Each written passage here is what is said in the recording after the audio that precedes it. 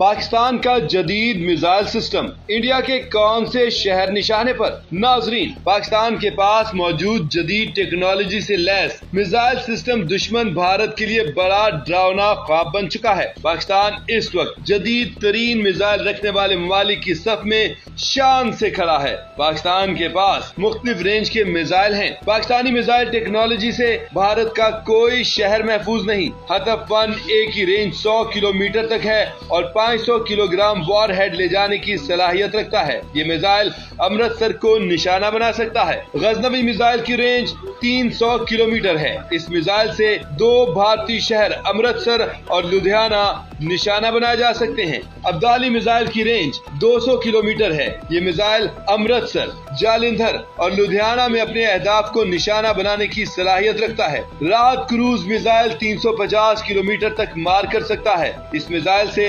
लुधियाना शहर को निशाना बनाया जा सकता है। बाबर क्रूज मिसाइल की रेंज 700 किलोमीटर है। ये जोधपुर और जयपुर को तबाह बर्बाद कर सकता है। गौरी मिसाइल 1500 किलोमीटर तक हदफ को निशाना बना सकता है, जो मुंबई, नागपुर और लखनऊ और पटना में हदफ को निशाना बना सकता है। गौरी 2 बैलिस्टिक सुपरसोनिक मिसाइल की रेंज 2000 किलोमीटर है।